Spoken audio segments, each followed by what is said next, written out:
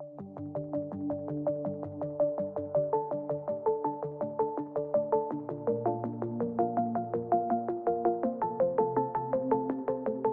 students, welcome to the answer writing program. Today we will be discussing two questions from GS4 Probity in Governance and one question from Current Affair. Let's take an overview of all the three questions. The very first question is related to Code of Conduct. The second question is related to the corruption and what are the various factors responsible for corruption prevailing in India. The third question, which is related to Current Affair, it is about the cooperative federalism and what are the issues and consequences on the economic domain. So let's start with the very first question. Discuss the significance of a code of conduct for the elected members in realizing the true ideals of democracy. Also, develop an ethical framework for such a code of conduct. So the question is related to code of conduct, and this would be the first demand, the significance, and you need to write about the ethical framework for code of conduct. This would be the second demand of the question. So let's start with the answer. In introduction, you can directly start with the definition of what is code of conduct. Conduct, the actions or the behavior, and the code means somewhat it's like a framework or the set guidelines or some set standard. So the code of conduct is related to the detailed or the specific behavior which an individual should follow or should not follow. It's according to the do's and don'ts about the behavior of an individual. So the code of conduct is about the specific and detailed behavior of an individual which he or she should follow or should not. So before getting deep into this question, let's understand few basic concepts related to the code of conduct and the code of ethics, so that you can be easily cater to the second demand of the question as well. Second ARC in its 10th report has suggested 3 levels of code which the civil servant should follow, and our government in 2014 has amended the 1968 rules for this 3 level of codes, and they have included or introduced the 3 level of codes for the civil servants, for the civil administration. So what these codes are? 3 level codes are like at the apex level there are values, and at the intermediate level there are the principles, and then on the very basic or the low level or the below level at the last stage it's the specific behavior. Now what is this values? It is the set or the clear or the very consistent standards of the values or the ethical standards which the civil servant should imbibe. Next is principles. It is the broader principle on which the individual's behavior should be depended on. Next is the specific behavior.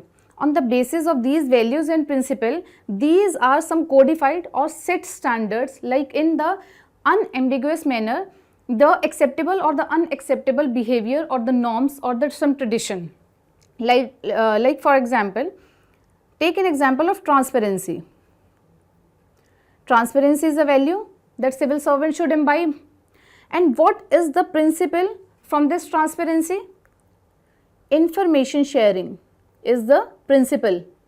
And what should be the specific behavior for that the civil servant should follow? It means he or she has to follow the standard procedure to implement some policies or some decision making, and he has to follow some proper norms or the proper guidelines of the government.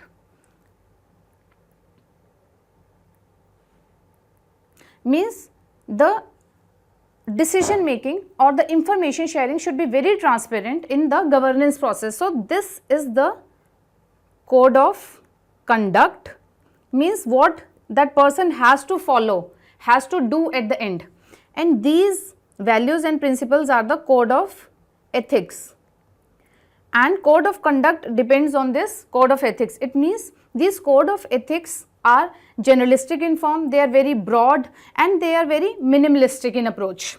And code of conduct, it is a specified or the detailed behavior that yes, this particular civil servant has to follow this, has to abide by these guidelines, or should follow this or should not follow some other norms. So these are the code of conduct. Now our question is asking about the significance of the specific behavior if they are codified or if they are standardized, then how it helps in realizing the true ideals of democracy, very first part. And second part is we need to develop this ethical standard for such an code of conduct. Means if we are following some code of conduct, then what are some specific values or the principles behind that code of conduct. So we need to tell this also, and in the first part we need to tell about the significance of this specific behavior. So let's start with the very first demand of the question. What are the significance of the code of conduct in realizing the true ideals of democracy? For this, what we'll write in this answer? That the code of conduct, it means there are some specific guidelines, it means there are some clear expectations from the civil servant or from the elected representative. Okay, before then this, the question is about the code of conduct for the elected members. So when this 1968 rules were amended according to the 2014 amendment, they were included for the civil servant. Similar lines of the code of conduct are there for the elected representatives, for legislature, for judiciary, for autonomous bodies and for the PSUs as well. So there are different code of conducts at the different levels. Now the question is specifically asking about the elected members and its true ideals for the democracy. So we need to stick towards only for the elected members. What is the importance or the significance of the code of conduct for the elected members? Now you get the idea of what is code of conduct. Code means there are specific guidelines, specific detailed behavior of the elected representative. It means everything is written down that what they have to follow. And when this code of conduct is specifically mentioned, if they are clearly expected, means on these expectations or these guidelines you have to follow your behavior or you have to do some actions. It means they are promoting accountability. Means if everything is guidelined or if everything is codified or standardized or patterned in some format or some framework, it means if the government or the civil servant will not abide by that action, means they have to become accountable. If they are not responsible for their action, if they are not fulfilling their duties, it means they are accountable now. For that they can be penalized for that if they are not fulfilling their duties. It means the code of conduct, it means if they are codified, the system is more accountable. The next is code of conduct delineates some ethical standards like follow integrity, fairness in its approach. So if the ethical standards are laid down, it means that enhances the transparency. If the system is more accountable, if the civil servant or the elected representatives are more accountable and transparent in their approach, it means public trust is there. And when the public trust is there, means the people have confidence in their elected representatives. It means they have the faith in the democratic process, which is very much essential for the stability of democratic society. So the code of conduct lays down or delineates some ethical standards which the elected representative has to act in the larger public interest. Next is it laid down the principles of the integrity, fairness, so as to prevent from the misuse, so as to prevent the authoritative tendencies, so as to enhances the just and the equitable environment, which is a very much essential of the ideals of democracy. Transparency, accountability, just and equitable environment, they are all the ideals of democracy. Next is code of conduct promotes or it ensures the core values of the democracy like respect for human rights, for equality, for responsibility. So, these all have the ideals of the democracy. Next comes to the ethical framework for the code of conduct. What we have discussed in introduction part, that there are some values, there are some principles, then there is some specific behavior. So, if we are saying that the government official should abide by this law or should not violate by this law, so what are the value behind that proper guideline or that code? It means the value is abiding by law. If the government is promoting, if the code of conduct is that we should include everybody from the lower strata of the society also, there should be the inclusive development. So, what is the value behind that?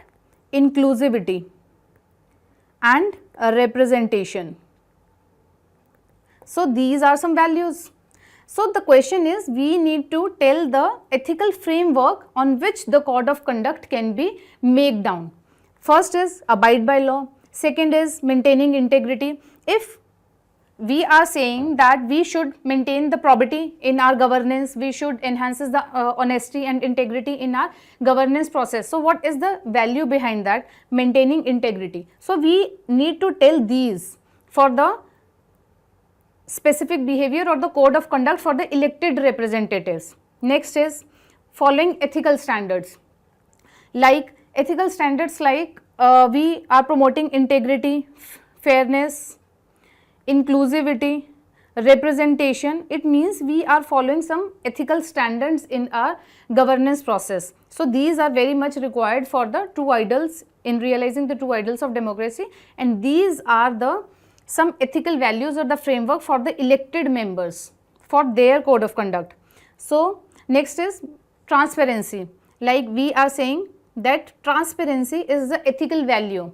If the elected representative is transparent in his approach, it means whatever they are making in decision or they are taking some decisions in the governance and everything is transparent or accountable to the people, it means that people will have the public trust in their governance or in their public officials, which is very much essential for the democracy. So, these are some ethical framework for the code of conduct. Next is finally conclusion. So, we can write about the importance or the role of code of conduct in the democratic well-being or the democracy or the democratic ideals. So, we can write that it is very much important for the code of conduct to realize the true ideals of the democracy and to safeguard the democratic ideals. Next is it contributes to the ethical well-being or ethical well-being of the political landscape of the nation. Also, it is like a moral compass. It helps in guiding the principled and the responsible governance. So, this way you can write about the importance of code of conduct in democracy. So, this is the model answer, starting with the definition, then significance, then ethical framework, finally conclusion. Next, move on to the second question. What are the factors responsible for corruption in India? So, this is the first demand. What strategies can be implemented to reduce the prevalence of corruption in India given its complex socio-political reality? Now, this is the second demand. So, in introduction, you can directly start with the definition of what is corruption. Now, what is the definition of corruption? There is no universal definition of corruption, but there are some different institutions which try to consolidate what exactly the corruption is. There are multiple definitions or like multiple ways to introduce what is corruption. So, CVC, Central Vigilance Commission, defined corruption as dishonest or unethical act by a person to gain some benefits for oneself or to the other person. So, there is some other definition that it is an intentional act of dishonesty or unethical practice that harms or destroys the larger public interest. So, you can write anything whatever suits you the best. With corruption as a concept, let us see there is a Klitgaard's equation. What is this? That C is equals to MDA, means corruption is equals to monopoly plus discretion minus accountability. Means the corruption increases or corruption is there when monopoly is there, when discretion of the public officials or the public civil servants are there, and there is very less accountability of those public officials or the civil servants. Like, see how before 1991 there is a monopoly of the public domain in mostly all the aspects of the governance, like in the power sector, railway sector, air sector, everywhere there was a monopoly of the public sector. There was no competition, there was very under investment, there are the highly corrupt practices going on in all these domains, and there was a like the monopolistic tendencies, and due to that corrupt practices was there. So next is the discretion of the civil servant, discretion of the person who has the authority, and when there is a huge discretion, there are the very high tendencies or the high issues of the corrupt practices. Lord John Acton has said that power corrupts and absolute power corrupts absolutely. So when the civil servant has the huge discretion in their hands, they seems to do the corrupt practices more. Next is accountability. With increased accountability, there are decreased corruption or instances of corruption. When we try to reduce the accountability of the public servant or the civil servant or the governmental agencies, there are the high chances of the corruption. So you can write about this basic concept also in introduction. Next is you can write about context, like Transparency International, where this corruption perception index has ranked India 85th out of approximately 180 countries. So you can set the context that India is very like high in the corruption perception. Next comes the what are the factors responsible for the corruption in India. The very first thing is, so now you can divide your answer in the administrative factors, economic factors, political factors, legal factors, and the societal or the cultural factors. Bureaucratic red tapeism. There are the very cumbersome processes or the administrative processes. So to fasten up the process, people take the corrupt ways or the corrupt practices. Then lack of transparency.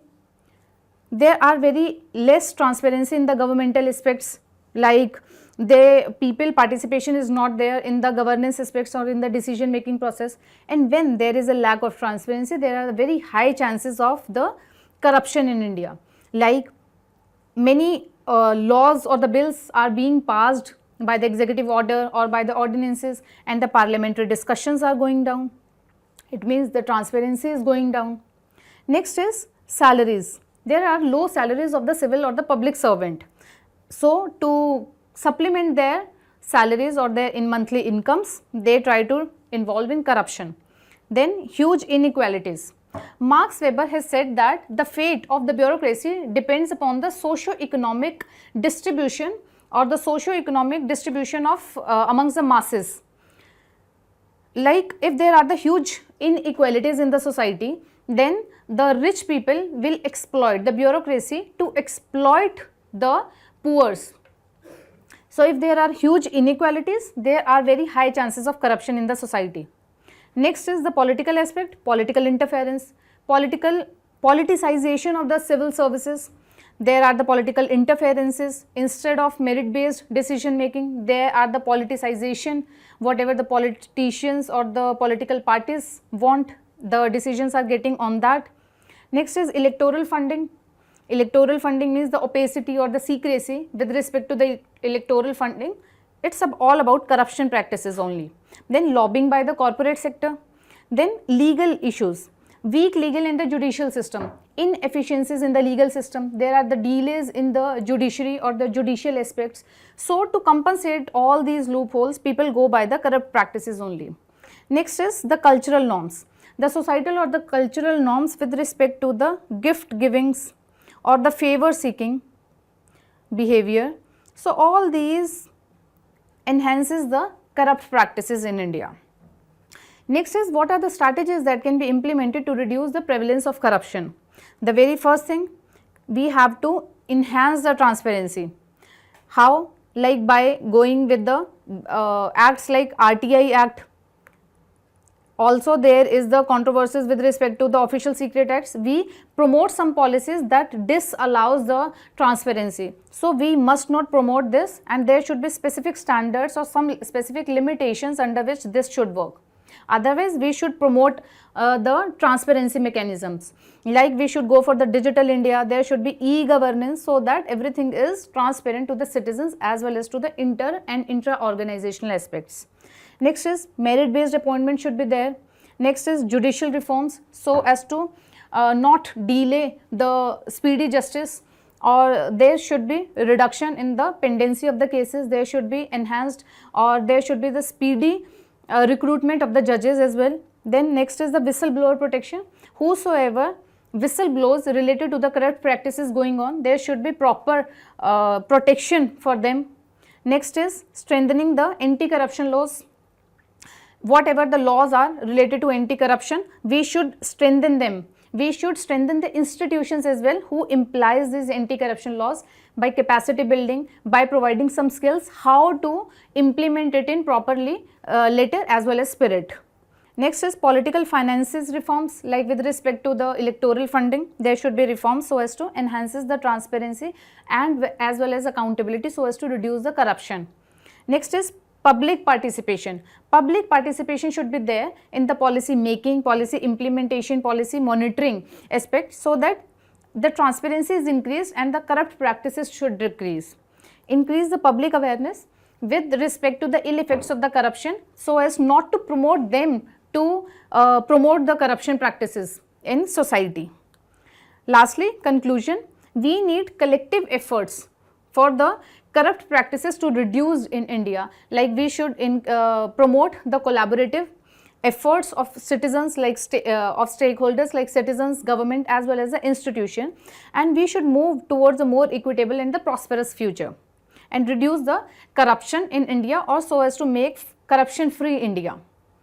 Next is the model answer with respect to some context, then factors, then strategies, finally conclusion. Next comes the third question. The growing tension within cooperative federalism have significant economic consequences. Comment. Now this question is related to cooperative federalism, and the question is saying that there are growing tension in cooperative federalism. So we need to write those growing tensions as well. This would be the first demand of the question, and that would have the economic consequences. So we need to write what are the economic consequences with respect to the growing tensions in cooperative federalism. This would be the second demand. So you can start your answer by defining what is cooperative federalism, or you can quote some example that states are demanding more and more of the cooperative federalism and why there is a increasing demand with respect to cooperative federalism. You can write definition as well, that cooperative federalism, like it where the center and the states have the relationship where they cooperate in the larger public interest. They collaborate or cooperate in resolving the conflicts as well. And cooperative federalism, it's like a tool where that enables the states to increase their participation in decision making process with respect to national policies. You can quote some examples as well, like GST Council, Niti Aayog, etc. Interstate councils, all you can write some examples of the cooperative federalism. Next comes the areas of conflict, why there is growing tension with the respect to the cooperative federalism. Now cooperative federalism means the powers and the responsibilities and their autonomy are divided between the different layers of the government, like at the center level, like at the state level and at the local level. Now if there are some issues or the disagreements on some efforts with respect to these two, it means there are some areas of conflict. The very first thing is with respect to the resource sharing. So there are some issues going on around the resource sharing, like the 16th Finance Commission or there is a shrinkage in the divisible pool of the revenues. So when there are the conflicts or the lack of coordination between the center and the state and between the different states, there with respect to the resource sharing, there would be some implications on the economic domain as well. So we need to write it in the next part, or you can also merge these aspects, that these are the areas of conflicts or areas of tensions, and this is how they are impacting the economic domain or the economic aspect.